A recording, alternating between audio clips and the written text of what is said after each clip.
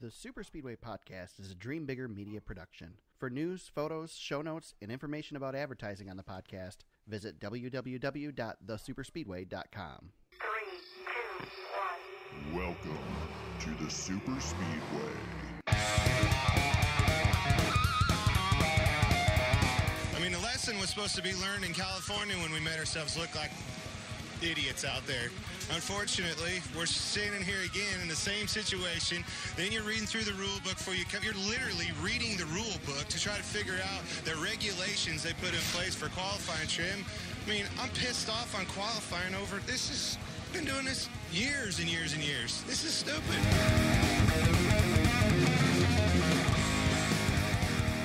Welcome to episode 102 of the Super Speedway Podcast, recorded Tuesday, April 2nd, 2019. I'm your host, Eric Young.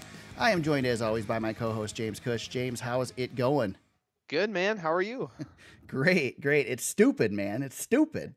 I feel like Clint Boyer voiced how I've been feeling about this for so long. Right. He finally let it out.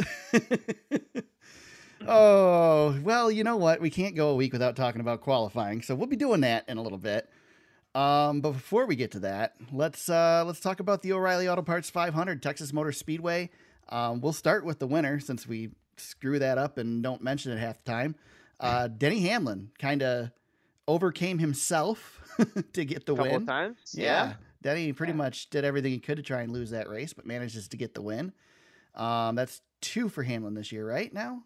As 2 with the Daytona 500. Yeah, dang. Yep.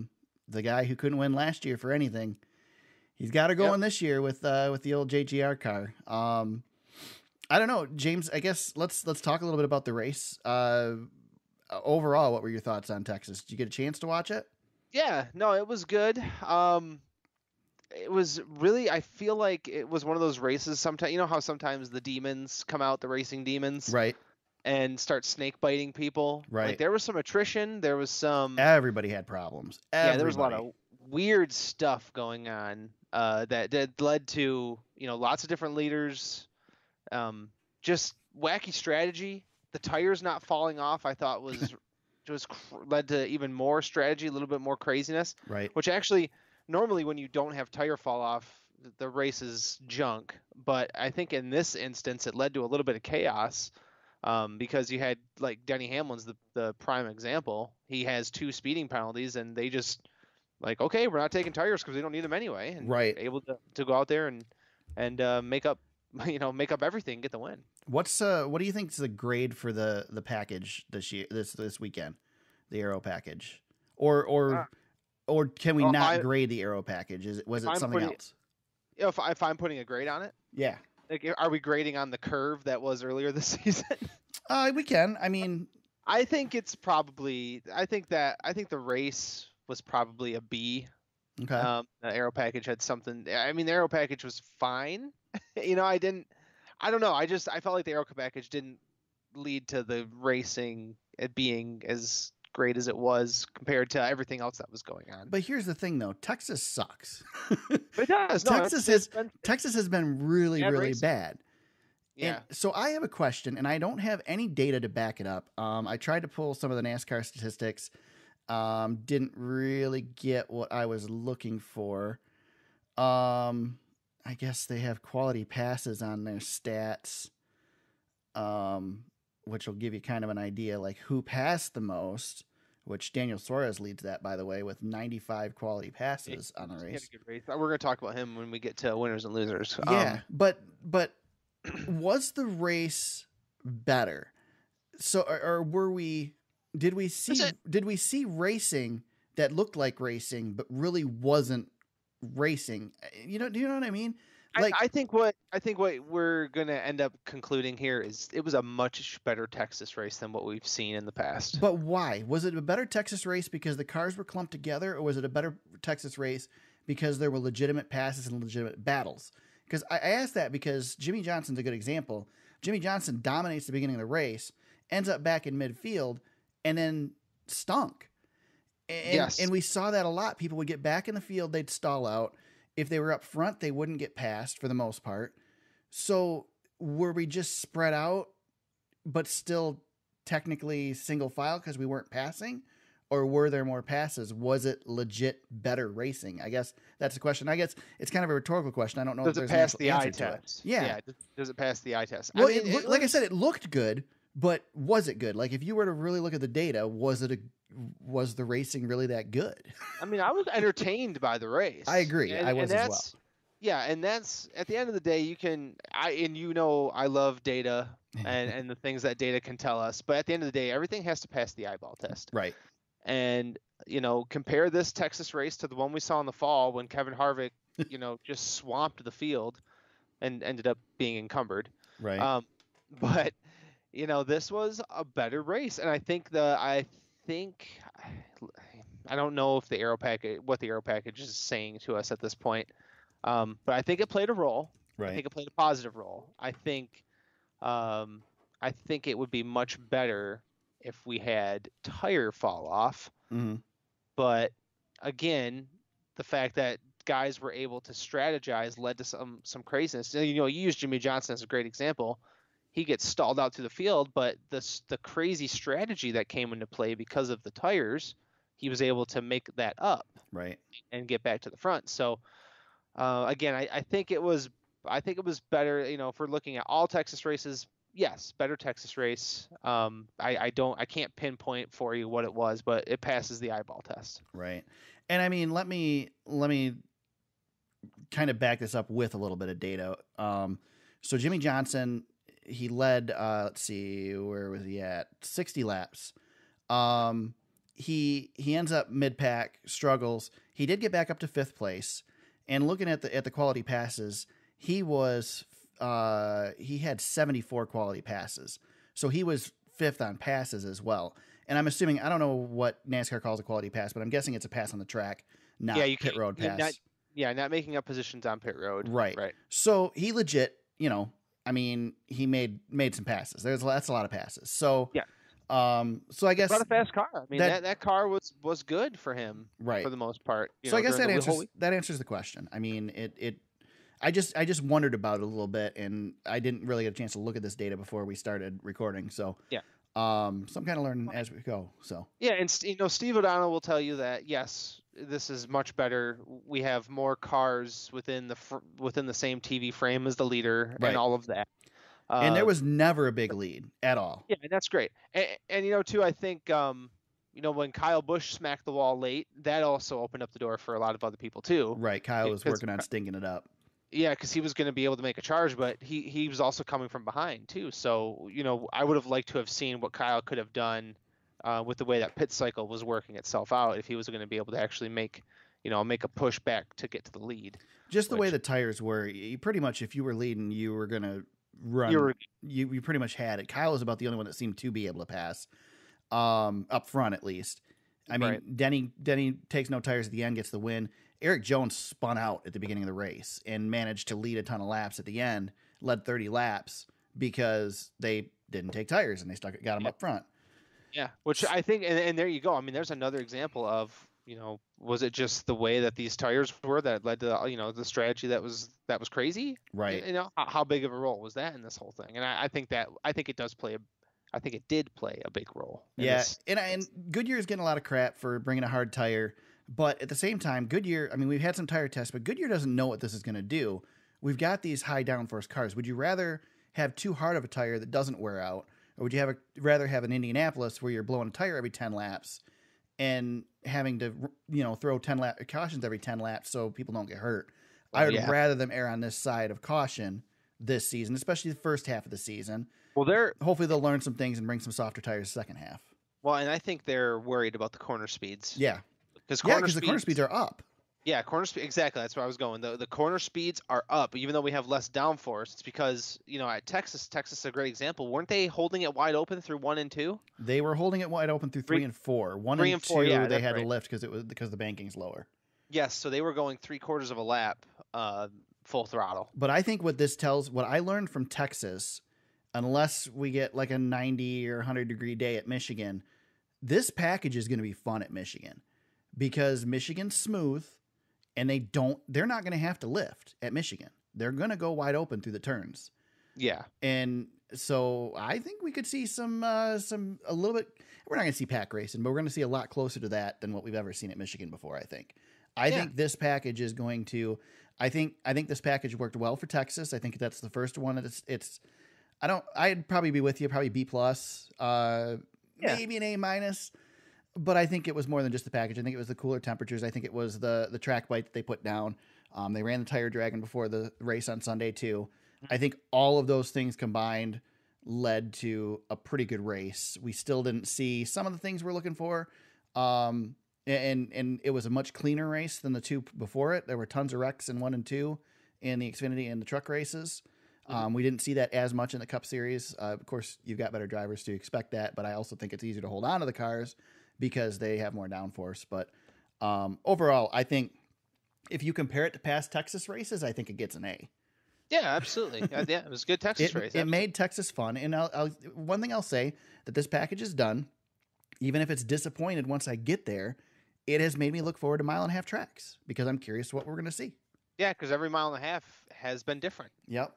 Yeah. So it's been a different race each one. I mean, Vegas was kind of a stinker, and Atlanta was okay. Atlanta was okay. Like you said, Atlanta wasn't any different. Atlanta was Atlanta. Right. Vegas, I think, was worse. Texas was better. But I'm actually looking forward to, you mentioned Michigan. I'm looking forward to what Kansas is going to look like as well, because that's a very smooth racetrack and can also be very fast. And also can be very treacherous. Yes, can be very treacherous. So if we got high corner speeds there, that could lead, it could look like Vegas, or it could be completely different. We just don't know. So that's good. The unknown is good. I think the biggest one that I'm looking forward to this year, the one I'm most excited or most intrigued about, I guess not excited, but intrigued, and the one that I think you're going to see the biggest gain as far as excitement and entertainment from is Kentucky. Because Kentucky is bad under the old package. It is bad. And this new package, and with the fact that it's smooth and the fact that it's a night race, it's going to be cooler. I think this package was built for Kentucky Speedway. Yeah. And I think coming up this weekend with high downforce, I think could be very interesting. Bristol's going to be fun. Yeah, Bristol's cars are going to be faster at Bristol. They will be faster at Bristol than we've ever been at Bristol, probably. Yes. It's going to be exciting. Yes. So, and they're not cutting horsepower at Bristol. We should mention that. They are bringing high downforce to the cars, higher downforce to the cars. Yeah, but let's not get ahead of ourselves. Yes. Winners and losers on the day. What do we think? Hendrick Motorsports winners. Yeah. Johnson and Byron, really nice runs for those guys. Chase Elliott just outside the top 10. Yep. But yeah, just to see Johnson lead more laps in one race than he led all of 2018 is shocking. But good day. They got the pole, got the front row. Nice day for Hendrick. Yeah, I legit thought he was a threat, and he sure looked like the Jimmy Johnson of old at the beginning of the race for sure. Yeah, he was feeling himself too. He was liking the way that car was rolling. Yeah. So the only problem that Jimmy had, I think, is that they did do so well all weekend. So they won qualifying, they won practice. Yeah. And then they led at the beginning of the race. They didn't know enough of what their car was going to do once it got into traffic. Is a teeny tiny part of you wondering if Knaus had been on his pit box on Sunday if they would have just won that race between the two of them? It is now. Yeah, that's what I thought. I'm like, well, man, if he would have had Knaus on his box, I feel like they would have been able to win this race. Yeah, you got Byron in 6th. I mean, he's only one spot behind Jimmy. You would assume you put those two together. It could be. Yeah, I thought that. I just thought that. I was just, I kind of shrugged and I thought that. Old top 10, Eric Almirola gets a 7th place finish. Top 10 again. Again, chipping away. Same thing we said last week. That's what he's doing. Yep. His teammate, Daniel Suarez, nice race for him. Yeah. Looked like a legit contender there for a little bit. And he was. Didn't look like he was a legit contender. Right. Clint Boyer, too, was 2nd place. Problems for Penske, Brad Keselowski, Ryan Blaney, both have motor issues. Yeah, Blaney looked good. He led 45 laps. Yep. Didn't he win? Did he win stage 1? You think so? Yeah, he got 5 points, so that's a win, right? Yep. 5 points first stage. Yep. Yeah, I mean he was legit and had overheating issues, I guess is what they have listed down here. So both of them struggled. Let's see, Daniel Hemrick had problems. He was Larson back in 33rd. Yep, Larson was another one that had problems. Yeah, Larson tried to knock the wall down. Last. He finished last. So. Yep. I just, I don't know what we're gonna do, there's obviously some problems, James, in the Stuart Haas camp because they are just terrible. Yeah. If you listen to Kevin Harvick, because Yeah. Well, compared you to know, last year, I guess. we didn't mention Clint Boyer. I'd call Boyer a win too. He was also a legit contender, finished a second. But yeah, so Harvick was not pleased after the race. Where did Harvick end up? He was the worst place Stuart Haas car in. 8th. Jeez, God. Well, he So- was kind of junk all day too, though. Yeah. I junk, quote unquote. I mean, Our he's- day was a disaster. Our car drove terrible, and that pretty much sums it up. That was his quote after the race. So I tried to pull the audio. I couldn't find the audio before the podcast, but we got the quotes here, courtesy of the Auto Week article by Matt Weaver. So they asked, let's see. They said last week you needed to go back to the wind tunnel. Where do you think you are now? We're further off than we were last week. Did you expect the tires to last as long as they did? I don't build tires. The tires suck every week. And I'm putting some emphasis on it, but this is how it came out of Harvick's mouth pretty much. oh yeah. Let's see. How far off do you guys think you are? We haven't been close to a race winning car in a race yet. Is it organizational? What do you attribute that to? I just drive. What's he so mad about? It's early. I He's don't know, running man. I fine. mean, he hasn't won half the races, so I guess it's a bad season for him. He's third in overall points. I don't know what more he wants. I think if you go back to Harvick's comments last season, he doesn't like this package. Well, and And, that's fine. you know, and that's fine. And it's funny because Keselowski was really, really outspoken against this package, and A lot of guys are. Yeah. he hasn't. I haven't heard Keselowski complain at all about it this Well, year. So Keselowski's running fine, and Right. Harvick's. I know Keselowski has 2 wins, but Harvick's running better. He's scored way more points. yeah, He's running fine. I think part he's of third in points. third. Yeah, he's third in total points. I know. The only guys he's behind are 2 of the guys who have 2 wins this year. Yeah, Kyle Busch and Denny Hamlin. No, he's secretly he's 43 years old as well. Just he's getting I mean, getting grumpy. Is that what you're saying? well, that he's getting grumpy, and he's also at that point in his career where things are going to start slipping. Well, hey man, he's gonna hang it up next year and go to Fox to replace DW. You heard that news this Yeah, I week, mean, right? if he keeps suffering through these top Yeah. tens, he's not gonna have a choice. I don't know. I mean, I don't know what I would do if I was Kevin Harvick, man. And he's not finishing the top 5. I don't know. Man. Anyway, Weird. so one thing, just to bump through here real quick, just since I actually have stats in front of me and getting smarter every week to pull some stats from these races. One thing interesting to look at with the point standings is playoff points. So we remember the first season we had the system. Playoff points were a big deal. Martin Truex Jr. added them up last year. Everybody kind of learned from that, and it wasn't quite as run away with it. So let's look at the playoff points right now. Kyle Busch leads the playoff points with 14 right now. Brad Keselowski has 12. Denny Hamlin has 11, and that's it. There's a few guys. Kevin Harvick has 2. Joey Logano has 7. Ryan Blaney has 2, and Kyle Larson has 1. That's it. So Kyle Busch, Brad Keselowski, Denny Hamlin right now setting themselves up pretty good for the playoffs, and it's early, but Yes. but they're setting themselves up to get it done. Kyle Busch leads in playoff wins or stage wins right now with 4 on the season. And if you're gonna be locked in the playoffs like all those guys are, it's all about getting those playoff points now. Yeah. Get as many as you can. So let's start the trend from last year, James. We've got our big 3 again this year. We kind of do. Kyle Busch, Denny Hamlin, Brad Keselowski are the guys right now. Yeah, Logano's lurking. Yeah. With his 1 win. Yep. So. I don't know. It's looking like a Penske JGR year. That's for sure. Well, but it's kind of like last year. You've got 3 guys with multiple wins. Then you've got Joey Logano in that 4th slot. Yep. Just ready to win the championship. the greatest thing about this package, though, is that, this schedule and the system we have is, it won't take much to change that. So, Right. all right. Anything else we want to talk about with Texas? I guess I did want to mention. I kind of mentioned already. We had 3 good races this weekend. The truck race was spectacular. The Xfinity race was spectacular. A lot of people whining on social media, as they always do, because Kyle Busch won both of those races. But I don't know if you got a chance to see him, James. Neither of them were Kyle Busch's races. He just ended he up did on- not dominate either of them. Probably shouldn't have won either of them, but manages to pull it out because of of who he is and the equipment he's got, I'm sure. But Stuart Friesen was really close to getting his first win in the truck race. And then the Xfinity race, Christopher Bell was excellent. Kyle was just there and just made it work at the end. So. Yeah, the guys on Motorsports Analytics were touting Friesen actually before the truck race this week, and basically he's the fastest guy who does not have a win in the truck series. So he's the Kyle Larson of the truck series right now. Yeah, he's due. He's due. He's got so many second 35 places. years old. Really? 35 years old. Well, yeah, I was shocked. That was the funny thing too. Was it the Xfinity race or it was a truck race? Everybody's like, yeah, Kyle Busch coming down there and whooping on all these young kids. He was younger than the top 5 guys. Right. Right. Well, and then he goes and wins the Xfinity race, and he's he's older than everybody else. Yeah, it's funny. Anything else with Texas? No, a step in the right direction. I think that's something we can look forward to. I think so. That's good. Yeah, good things. I think so.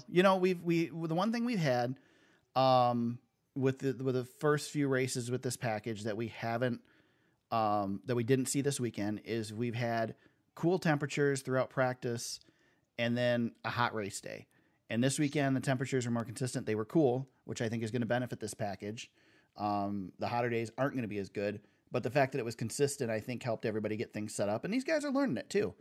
And as they learn it, I think they're going to start pushing the limits. I think you're going to see more excitement. You're going to see more people trying to cram into spaces that don't exist. You're going to see more contact. You're going to see more fun, more what we want to see. And I don't know. I guess I'm swinging back towards the optimistic for this package, James. I don't think it's perfect. I think there's room for improvement, and I think we'll see some of that. But I'm optimistic that it's going to keep getting better instead of worse from this point. Yeah, we're as moody as teenagers when it comes to this package right now. It's like our emotions are switching every week. I just want it to be good, man. I want it. We all do. Absolutely, we all do. We want it to be great, and we just don't want to be disappointed with it. And I think it's nice now. We're going to get away from it. We're going to go away for a couple of weeks. We're going to go 2 short tracks, Talladega, and then, we'll come back to the 1.5 miles. So I'm really interested in Talladega. They did announce this week, which I didn't put in the news, but that they've increased the spoiler height and I think something else to slow them down a little bit. They got to slow them down because that test was, they said they were out of control. They were flying. Yeah, but I'm curious to see I think that's one thing we're going to see is, we're talking about this reduced horsepower at all these tracks. It's going to be increased there. So you're going to have more pull, more ability to make a pass without aero. I mean, aero obviously is going to be super important, but that horsepower is going to matter there too more than it has in the past. So, whole different deal. Absolutely. All right, got our Do We Care this week, James. Oh boy, are you ready for it? Yeah, let's have it. So there was a rumor that started this weekend, and it might be just hopeful thinking from some people. That Darrell Waltrip may be hanging up his hat his broadcasting hat at the end of the Fox season, which would be, I think they've got 11 races left to go on Fox. And so Jenna Fryer had a column about it this week, and Jenna, I'm hot and cold with Jenna often. But she tends to be right, but blunt. And so the column, the link's in the show notes at thesuperspeedway.com if you want to check it out. But basically she's calling for it being past time for DW to step away and move on from his broadcasting duties. Basically that he's, almost single-handedly bringing the Fox broadcast down, et cetera, et cetera. Kind of calls him a mockery essentially without in not so many words. And then your buddy Dave Moody came out with a rebuttal today. Basically defending DW and saying that, the things he's done for the sport and all this stuff. And the fact that he's the same guy on the air that he is off the air, and he doesn't hold any punches. He says what he believes. He doesn't play the game, blah, blah, blah. So Dave defends him. And I'm just going to start in on this for one. I think my opinion's been known on this podcast. I do think it's time for Darrell to step down and do something different. I don't think it's working for him on Fox anymore. I think the fact that Jeff Gordon's there right now, Jeff's in an awkward spot because he doesn't really know where he's supposed to be. It just doesn't work the way it is. Now, let me add to that.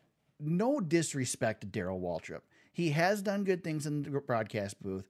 He's been a huge, factor in NASCAR history.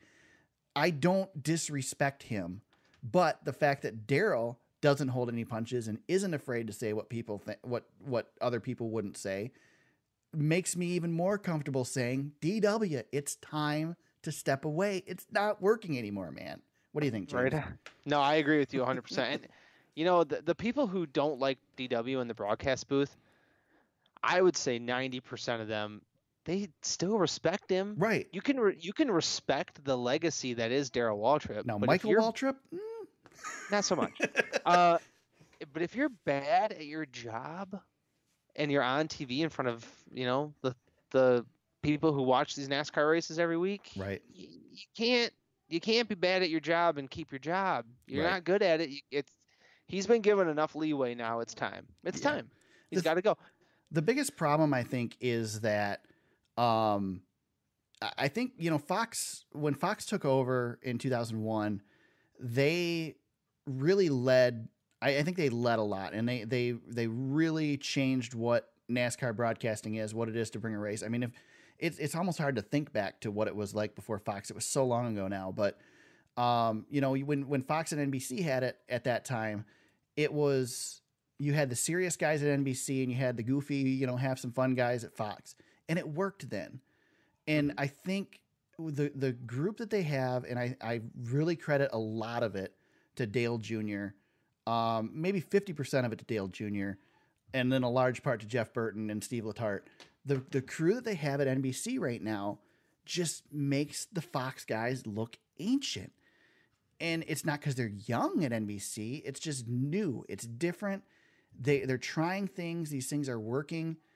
And man, it just really widens the gap to show you how outdated this Fox broadcast is. It's the same. Well, it's the same crew we've had since 2001. Right. And the leadership at NBC, what they have done, I think, better than anybody. It's not the guys behind the microphone, I feel like, as much as it's the people putting them in the right position. It's like a coach putting a player in the right position to succeed. Mm-hmm. You're not going to put Dale Earnhardt Jr. out there to call a race, you know, entirely in a two-man booth. Right. The way that they brought him in was perfect. He doesn't have to do much. He can just be exciting guy, and he can succeed, and people love him. It's kind of like, you know, Dale Jr.'s success is very similar to Tony Romo in the NFL. He came in as kind of a wonderkin, but he was put in a position to succeed. Tony Romo is spectacular. He's as great a broadcaster, man. Great in the booth. He's fantastic. But, you know, it's just, you know, you got to be in position to succeed. But unfortunately, the way Fox has it laid out, you know, they've given too much power to Mike Joy and Darrell Waltrip in that format. And they just got to switch it up. I mean, that's fine. It comes for all of us. You know, these days come. You know, let's go a little deeper than that too. Mike Joy has been doing NASCAR TV coverage since I started watching NASCAR. Yeah, he's been on a long time. I mean, no disrespect to Mike Joy. He's probably the best ever, or one of the best ever, to hold the microphone. But it's, you know, you've got Rick Allen, who hasn't been doing it that long. I mean, I guess it's been quite a while for Rick now, too, if you look at the Truck Series. But you just have these fresh faces. You got Darrell, who hasn't been in a car since 2000. I mean, you got Gordon here, who is, you know, I guess that's the funny thing, though, is like Gordon is the retired guy that's a young guy, and I use air quotes on Fox, and the young guy on NBC is Junior, and I still picture Junior as, I mean, Junior was a kid when Gordon was starting to get, you know, his prime. For sure. So like even the young guy on Fox is old, but Gordon I think would bring a lot, but he's not the goofy guy that DW is, and he just doesn't fit in that broadcast, in that group. And I don't think it's Jeff's fault. Right. No, you know, they're kind of, Fox is trying to do what they do a lot with their NFL coverage, I feel like, too, where they try to, you know, Fox will bring in like a Frank Caliendo or whatever for pregame, and they'll try to be funny. And I think during downtime, during NASCAR races, they try to do that stuff, and they let Darrell be Darrell, and it's just, I mean, it's just time, man. And we all respect him. Yep. You know, we love Darrell. You know, we don't go away, Darrell. Just your time on the TV booth has come. I don't even care if, keep him as a broadcaster. Let him do the pre-race stuff. Let him stick him in the Hollywood Hotel, but just get him out of the booth. kick his dang brother off the Right. Yeah. off the grid and Please. put him down there. Please. Oh So- man, that Michael Waltrip stuff's so bad. I guess As bad as it has for Daryl, he's never been as bad as Michael is. I think I caught, was it this week or last week, that they cut the grid walk pretty short. That was kind of nice. Thank God. So I guess by the amount of discussion on this, we both care about this. Yeah, we care. We care about Daryl. We care about good TV coverage. Absolutely. We're in this point right now where, we're trying to win back some of those fans. We're trying to get new fans into the sport, and I think we just need a better group of guys there to do that, to lead that charge the first half of the season. And we need some people that are relatable. And I think Jennifer Fryer mentions in her column, you got guys like Kevin Harvick and Joey Logano and these guys stepping in the booth for the Xfinity races, and they're just widening that gap. They're making it even more obvious. Yep. That Daryl's outdated, and I hate to say it, but it happens to all of us. You get old, and it's time to move on and do something else. And yep. You know who would be a good lead man who's just sitting on the sidelines with not doing any racing coverage? I hope I know who you're going to say. Alan Bestwick. I agree.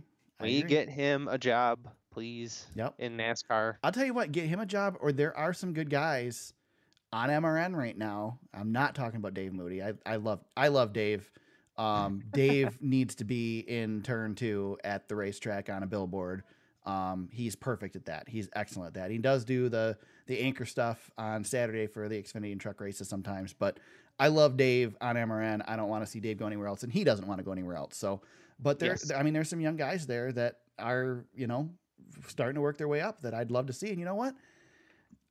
Stick Jamie Little in the booth. Fire up the bag man. Get the bag man in there. Yeah. Alex Hayden was kind of the one I was thinking of. Yeah, I like Alex Hayden too. But God, you've got Jamie Little did a spectacular job anchoring the practice at Michigan last year. Stick her in the booth. See what she can do for a cup race. Great to see a woman in the main booth, because we have so many really talented women in NASCAR media, like Kim Kuhn, she's doing some good stuff. Kim's great too. Shannon Spake, there's some really talented women, doing a lot of pre-race stuff and pit road stuff. But yeah, Jamie Little's is another great one. Yeah, Jamie is the one that I could say, yeah, she's ready. She's ready to do that. She's the one who's put in the work. Yep. So shoot, Shannon Spake could do it too. I bet she's really good. She's got a lot of experience. Yeah, she's good on the mic. Yeah, and she's called a lot of games. I don't know if she could anchor the booth, but she could be the next one up. Right. I'd love to see a woman in the booth. It'd be excellent. I think so. Yeah, I think so. We got a lot of talented ones out there. Yep. Good ones in our sport for sure. Let's get into some news, James. Greg Biffle made some news last week announcing he is going to return to the truck series for KBM when they return back to Texas. The article I read, he was supposed to run some practice laps this weekend in the truck. I don't know if he did. I didn't watch any truck practice. How did he got do? out there? Yeah. He did good. He said he was he was challenged. Is basically how many years has he been out now? 5? He left when Stewart left. So 2016 was his last year. That's a long time. Yeah. So that's 2 full seasons plus. So. But if you're gonna come back, why not get in the best equipment you possibly could? Yeah, heck yeah. It's gonna be weird seeing him drive something that's not a Ford. He's only driven Fords. It is weird. But yeah. So cool to see the Biff coming back. Ricky Stenhouse Jr. jumped over to Houston on Saturday night after Cup practice and helped Ricky Carmichael and Ralph Sheheen call the Supercross race. James, I know you're not a big Supercross guy. I saw it though. Yeah. Did you see it? All right. I saw parts of it. Yep. I thought he did pretty good. I mean, he seemed to fit in. There was that awkward thing where it was kind of like, is he part of the crew? Is he not part of the crew? And then of course, every time Ralph wanted to talk to Ricky, he had to specify Stenhouse or Carmichael because there were two Rickies in the booth. But I liked it. I thought it was good. And I think, that's another guy that's got himself set up for an opportunity when he steps out of the car to be a broadcaster. I think he's got to keep extending that brand while he's in the race car too. Yeah. So doing things like this are good, and it's nice to see that Monster Energy crossover a little bit too. Yeah. It's better than getting the guys on the bikes like they did a few years ago. Right. When Boyer tried to kill himself. Yeah, Boyer tried. all out, man. God. Clint Boyer, all out. That is Clint Boyer. He must have had a couple of pops in him by the time. I mean, he had to. Yeah. Yeah. I don't know, man. I don't know. I don't think Boyer needs to have any pops in him to. Well, maybe that's probably true. That's probably true. But Stenhouse, you know, he has the connection to Supercross. I know there was talks that he rides dirt bikes and, you know, looked at going that direction for racing and whatnot. And, you know, Monster Energy and NASCAR and Supercross did this back when the Atlanta race lined up with the Atlanta Supercross. It's cool to see the crossover. It's always neat to see. Yeah. Ryan Newman took the trip as well and got to check out his first Supercross. He was on the broadcast a little bit too. So, Question for you. yeah. Does Joe Gibbs still have a Supercross team? yes, he does. Ah, okay. Yes, he does. Was just curious. I haven't heard from that in a while. His so I main know- rider this year is Chad Reed, who is I know kind Chad of Reed. like getting to be the Darrell Waltrip of Supercross. I can't see that. Chad Reed's good. The problem is they're 20-minute main events, and Chad Reed's good for about 12 minutes because Well, he's- his heyday was 10 years ago. he's an old guy, and by old guy I mean he's my age. Yeah, So, he's in his 30s. Well, yeah, he's past his prime. yeah. So, but he just got hurt last weekend, so he's out right now. So I think they had somebody filling in this week. I can't remember. He won the Supercross championship Yes. a couple of times, didn't he? After once, Carmichael I retired, think once, might be twice. I think he had a good run there for He- a while. He was helped Carmichael leave. Yeah, He was beating Carmichael when Carmichael Yeah. retired. Yep. So, yeah, he was the next one up. That's what I remember. It was him and Bubba Stewart. yep. Basically, what happened is Reed was coming in. He was a powerhouse, smoking everybody, and then Stewart came in and made Reed look slow. Except that then Stewart he couldn't gone. stay up through the whole race. He'd crash all the time. Stewart Yeah. would have multiple championships if he wouldn't have wrecked as much as he did. I wonder what Bubba's doing these days. Yeah, that's a whole big deal. Well, we're not going to get into it. He Yeah. had some- Had some issues and debate on whether they were legit or not. And yeah, we'll leave that Supercross stuff over to the FIM and AMA. So, yeah. Here's some big news, James. Huge news, totally unexpected. Yes. NASCAR considering going back to single car qualifying for the drafting tracks. I know we're Hallelujah. shocked. I don't know. So here's the deal. What we're doing now is a complete crapshoot. So it makes no sense to continue doing it because it doesn't mean anything. But I say still, let's do a pill draw. Let's run 3 heat races, 10 laps, 20 laps, whatever, to qualify. Let's do it that way. Don't go back to single car. Let's run some heat races. Do it the fun way. Everybody would love it. You wouldn't pack the stands, but you get more people in the stands than you got right now. I don't know. I don't want to see them go back to single car, but they got to do something because this is ridiculous. It was inevitable. Yeah. We've talked about it ad nauseum. I feel like at this point now, but people don't want to go watch a show where nothing happens for 9 minutes and then there's a 1-minute dash to get to the line to get a qualifying lap in. But That's you know stupid. what, James? The last 2 weeks, 3 weeks, I've watched qualifying. Because it's a circus. It not doesn't because matter. It's still entertainment. Uh, I'm still watching it. I bet you their ratings are up. They gotta be. it's like, I'll watch it just for the Clint Boyer rant. yeah, I mean, that's fine.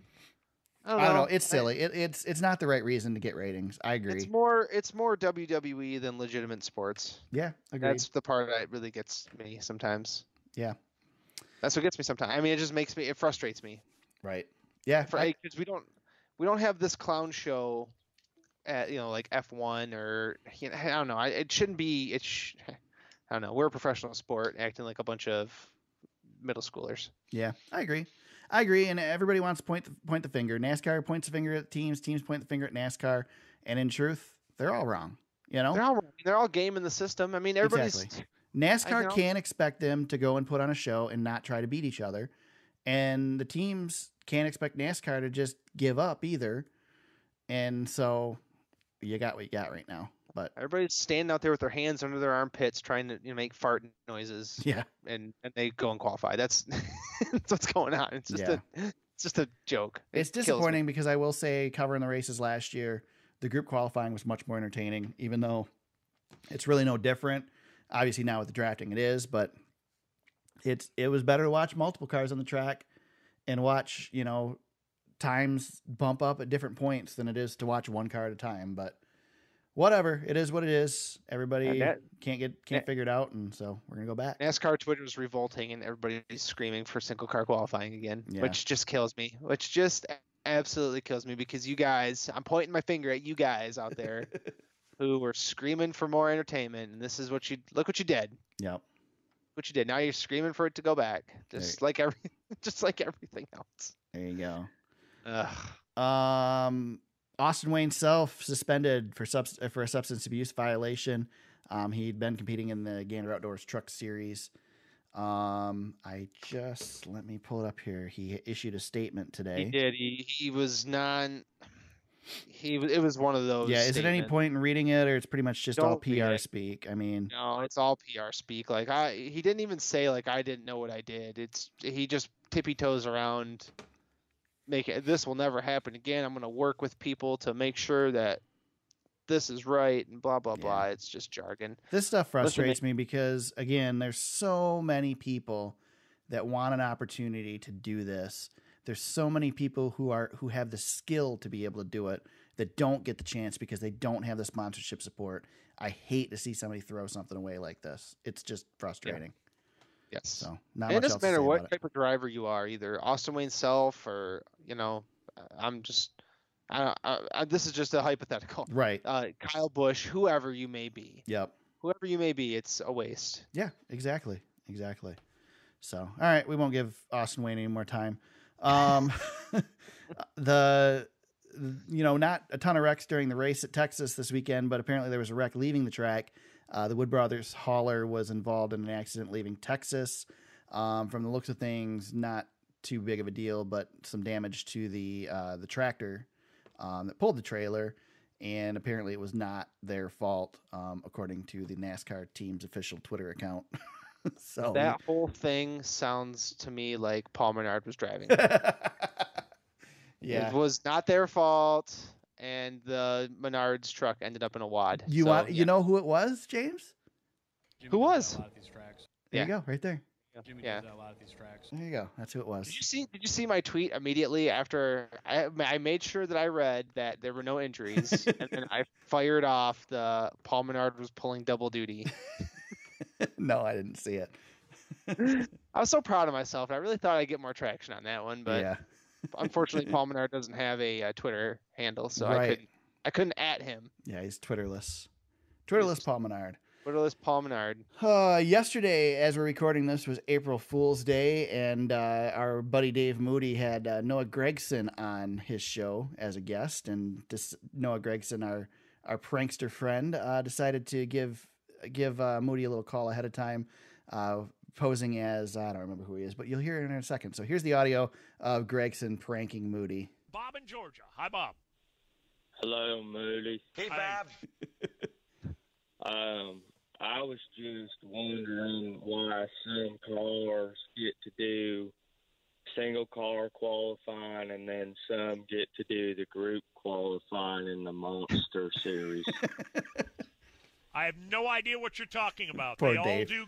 all do group qualifying in the Monster Energy Series. Suarez was on the single car one. I think NASCAR rigged it for him. Nobody else chose to go out. But does NASCAR rig it for him to do Rig it? that? For him? Yeah. What do you mean? Make What do you him mean go by fast. rig it for him? Do they tell him in the drivers' meeting? No, they don't tell him in the drivers' meeting. The drivers' meeting happens on Sunday morning. Qualifying was on Friday. So why does he do single and the other one don't? Because he wanted to go out at that time and no one else did. Oh, I'm not understanding why that wouldn't be why those other guys want to then. Because they wanted to wait to the end of the round and then all go out together, as they've done here in the last few weeks. Ben in Indy. And Dave says goodbye. Holy cow! Now, Moody's like playing music through that whole thing. Like he has gotten so good at it. Now, I will say he caught on immediately. Like the next caller was on, and he immediately said, that was probably Noah, because obviously Noah's coming up. And it was Gregson. So I love Gregson. He's so dang funny. Well, and you know why Moody was so good throughout that whole thing? Because he gets callers like that all day. All day. They're all like that. Listen to his show. I've always thought it would be fun to do a call-in show, but I listen to Moody's show and I don't want to do it. Never. That's a fate worse than death. I agree. That really is. I agree. He is, and I mean, I've told you millions of times, I try to listen to it. I really do whenever I have the chance, and I just can't because it's not just Dave. It's that. It's cringy. And it's like that show is the worst. His the afternoon drive, man. It's just rough. Oh yeah, he gets the people after work. Oh man. One thing that Gregson brought up though in that was pretty interesting is Daniel Suarez did go out twice on his own and turned some good laps on his own. Yeah. Fast car.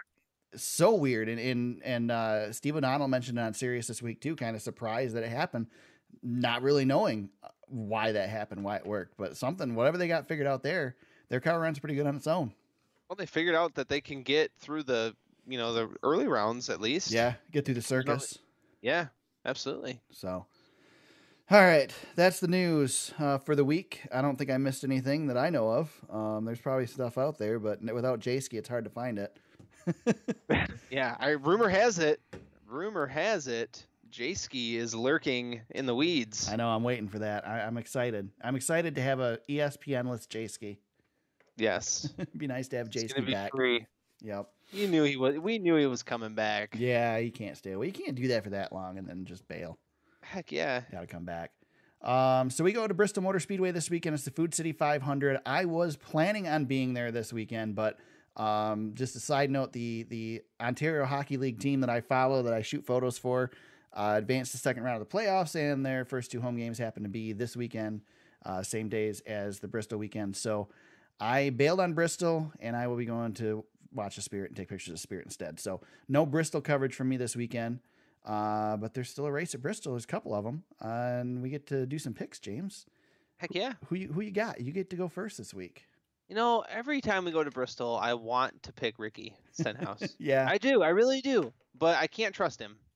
So he's out. He's got the best average finish. I know, but he's out. All right. I can't trust him. All right. But you know who I can trust? Oh, I know who you're going to pick. Go ahead. Pick my pick. No, I'm not going to take your pick. Mm-hmm. Maybe I am going to take your pick. I think you are. A guy who I think is due, and I also think Chevrolet is due for a win. Okay. Kurt Busch. Really? Okay, that's a good one. That's a good one. That makes sense. He's been really good. He's a little bit better than his teammate Kyle Larson this year so far. So, I will take Kurt Busch to get back into his heyday and break out of that Bristol slump.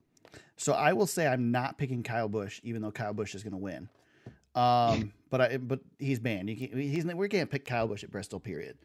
Right. So I'm going to go with the next best thing, and I'm going to pick his teammate, who's pretty high up on the average finish. He's had some great races at Bristol, and I think he gets himself another win this weekend. That's all Eric Jones. Oh, nice. Yeah, I was looking at him. I was going to try to steal him as a dark horse. I'm going to be honest with you. Yeah, he's got too high of an average finish for a dark horse at Bristol. Really good at Bristol. Yeah, 12.5 average finish. He's really good. And they ran well this weekend. I just think it's Jones's time, but it's going to be Kyle Busch. Yeah. Well, and he's run. Remember that race? He doesn't get credit for it, but he ran for Denny Hamlin. That's right. Before his first Cup race was at Bristol. Yeah, it doesn't count on his list, but he was a super sub. So you're right. So he ran good that day. Yeah. I am going to go Daniel Suarez as my dark horse. That's a really good one. Dang. Not really much explanation there. Just kind of. Well, that's a good one. He's doing well, and again, I'm going JGR at Bristol, man. Yeah, they're going to be good. Well, I'm going to kind of play off that theme a little bit. Okay. If I'm going to go dark horse, I'm going to go Matt DiBenedetto. It's a good one. Yeah, I think as far as dark horses go, If you're going like really dark horse, he is a good pick. You make me freaking spell his name again. God, I know that's exactly how it sounds. It's but... a big D and a little I, and then Benedetto. Jeez. All right. Matt DiBenedetto. All right. So anything else about Bristol? Like we talked about the high downforce this weekend with the old motor package. We're gonna slap some sticky stuff down in the bottom groove. Yeah, I'm hoping that maybe with the speeds it's going to be tougher to pass. Well, and with maybe the we'll see cooler some bumping. temperatures, Yeah. maybe. I mean, we had a heck of a night race there last year. Yeah, and if we can replicate some of that, we might have a really good day. Bristol's going to be getting better. Here's another do we care?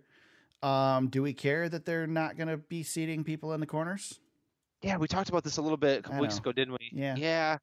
Well, I don't care. it ain't gonna make it look any worse than it has. I don't care where they put people. All I know is I was It looked watching. really bad. I was It's watching looked some really video bad. the other day from the day the April Xfinity race, and there were more people there for the April Xfinity race than there are for the night Cup race now. Ugh. It was just depressing. You know, I think I've talked about every time we come to Bristol, I feel like I do talk about this on the podcast, but it hurts more than any other racetrack to Yep. see empty seats there. Yep, I agree. That's the one that hurts the most because that was the Mecca. Yep. That was like in sports, like what are some great venues like Wrigley Field or Fenway Park or like Madison Square Garden? Like Bristol is that. There was like legit talk about putting a dome on that place. Like, Yeah. I mean, if No. they could have found a way to do it and make it not kill people, they Yeah. probably would have done it. Do you remember when they had the football game with Tennessee there? Yeah. Man, I watched that football game and it was just if you closed your eyes for a second, you could see Earnhardt spinning Labonte. I mean, it was packed. The place was just packed and it looked so good on Yeah. TV. And I just wish that it was for a NASCAR race, that it was doing that again. One thing I'm happy about not going to Bristol this weekend for is that I don't have to stand under Colossus because that thing scares me. Yeah, he's a pretty scary dude. That big, heavy freaking thing up there that just looks like it's going to fall. It Yeah, just it- doesn't seem possible to be hung up there by the cables that it's hung It's hung so by. big. Yeah, it is so big. But it's Yeah. awesome. It's awesome. Yep. Shout outs this week. I've put shout outs for both of us down here. I don't know if you have any others, but I wanted to point out NASCAR has begun. I don't know how long they've been doing it. I noticed it the last 2 weeks. They've begun posting full race video on YouTube from different onboard cameras. So this week they did Martin Truex Jr. I forget who it was last week, but it's the entire race. There's no pit crew audio or anything. It's just whatever the onboard camera was showing in the car for the entire race, and it's pretty neat. So worth Yep, checking out if I you love check out their Yeah, it's NASCAR's cool. YouTube channel is great. There's all kinds of good stuff on there. Yeah, they've been doing some good stuff. Yep. They do good stuff. If- They post full races on there and historical stuff. It's good. If you like Kim Kuhn, there's a lot of that on there. She's big with the NASCAR marketing stuff, and she does a nice job. So, but yeah, all kinds of good stuff on there.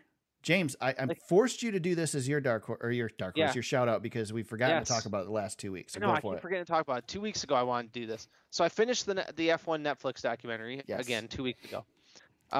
Fantastic. Like, I was excited when I came on the podcast and was talking about just the first couple episodes, but it's really good. And if you guys are interested in anything racing, it doesn't matter if you watch F1 or not. I don't watch F1 very often, and I got a huge kick out of it. It's really good. It's just it might be the best auto racing like off track piece that's ever been done. I mean, I'm serious. It's good. It's great. Netflix out the stuff, but it's good. I'm 2 episodes in, so I'm not very far into it yet. Yeah, but I think I've it's loved got- it so far. It's just finding the time to sit down and watch it all the way through.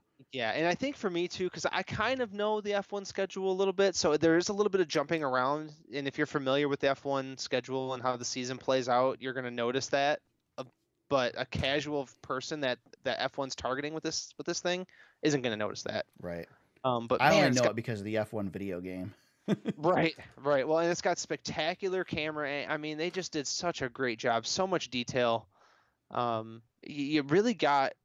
I feel like I learned a ton about F1 just by watching this thing. One of the things I never knew. I'm just using this as an example. I did not know. I thought each F1 team was self-sufficient. and did everything themselves. And, that was part of just being in F1. You have to cover all of these costs. But it is just like NASCAR, where they will lease, like, there are teams who build engines and then sell them to other teams. And I'm like, man, it's just like NASCAR. That's like what Hendrick Motorsports does. I did not know that F1 did stuff like that. It's pretty neat. And I will say, James, you mentioned you don't watch much Formula One. If you don't watch Formula One right now, it's a great time to be watching. This season has been really competitive so far. I've watched the first, well, I have not, I honestly don't know who's won the first 2 races, because I've started watching them and haven't been able to finish them. But this last race was, I don't remember where it was. I confuse all the names of the tracks. I know I can see it in my head, but I don't know where it was. But this last one was freaking spectacular, just excellent. They've been really good, and they're also working toward a 2021 revamp, I believe. And their goal is to make it more like NASCAR, more exciting, more fan friendly, and all that. So they're working on some stuff as well to try and get where we are. So Formula One's going to get even better. And I mean, you're talking best guys in the world, all over the world. It's pretty darn neat to watch. And as a NASCAR fan, it doesn't take really long to figure out the differences in what you're seeing there. As long as you like road course racing, and that's all they do. It's road course. Yep. And if you really want to get a good taste of it, get up early in the morning on Memorial Day weekend and watch Monaco. Monaco is excellent. Yep. So there's some really good F1 stuff out there, but Netflix actually has 2 of them with this documentary, and they also have the Senna documentary out right now. Have you seen Senna? I have not. I've not seen the documentary. I know the story, but I've not seen the documentary. Yeah, so if you go to your Netflix, even before this whole series, the F1 series, go and watch Senna. It is fantastic. That might be the best thing that's ever been. It's an award-winning documentary, not nice. Just like a sports thing. It is good. It is everything that it'll make you emotional, man, because if you know the story of Senna, it's a rough one, but it's incredible. He was probably the best driver ever for a moment. Yep. And I'm not going to give everything away, but it's good. There you go. It's good. I will say too, this show is not sponsored by Netflix, but if you don't have a Netflix subscription, just get it, because Netflix is putting out some awesome crap. Yeah, and I should mention too, there's a few in the F1 series. There's a few NASCAR Easter eggs for NASCAR fans out there to find. Nice. Daniel Ricciardo is one of them, and then I'm not going to spoil the other one, which made me really excited. So if you listen to this podcast, I wonder what that is. Wonder what happens there. So there you go. I just can't even imagine. Yep. All right, James. I think we need to talk about the Fantasy League really quick before we end the podcast, because this is the first time I've even looked at it, and I won this week. You did. 193 points. I take the win over Hurricane Ditka. Which 193 points normally doesn't win. Right. But everybody was wrecked out. Yeah. I'm struggling because I want to put Kyle Busch in every week, and then when I do put him in, it's not his great weekend. And when I don't, he wins. It's just he's killing me. Yeah, I had Keselowski and Kyle Larson on my team this week. And I had to sub in Ricky Stenhouse Jr. for Brad Keselowski. I actually made the sub change, so I was really happy with myself. So I will say I cheated a little bit, because I can't remember if it was Saturday morning or Sunday morning. It must have been Sunday morning. I was listening to Sirius. I had to run to the store, and they were giving their fantasy picks. And I went, ooh, that's a good idea. Why don't I have Jimmy Johnson in there? Why don't I have this? And I think I threw Suarez in there because of them. And so I made some last minute changes that improved my result, I believe. So, yes. So I got first, Hurricane Ditka second, Freight Train 295 third, Ranger Runyon fourth, Smokey Come Back, which is Mr. Cush in fifth, Scoters sixth, Justin 713 in seventh. Terrible. And let's see, overall, I bumped myself back up to fourth overall. Freight Train 295 still leading. Justin 713, Hurricane Ditka in third. Fifth, Ranger Runyon. Scoters is in sixth. And there's old James hanging out in the back in seventh. This is the worst. You're like the Darrell Walter of our league. Yeah, it's been bad. It's been real bad. I can't even. I'm honest to God. I don't even know what to do anymore. So. Well, on that note, James, if people want to get to you on social media and give you some crap about how bad you are at fantasy this year, how do they do that? At James Cush on Twitter. You can get me at TSuperspeedway on Twitter. You can find the podcast on Facebook at facebook.com/thesuperspeedway. You can find us on the web at thesuperspeedway.com. You'll find the podcast show notes, links to all the articles that we've talked about in today's podcast and all the others, as well as some race coverage, things like that. First official race coverage of the season now will come at Michigan in June due to the Bristol change. So watch for that. I'll have 4 races this season that I'll be going to.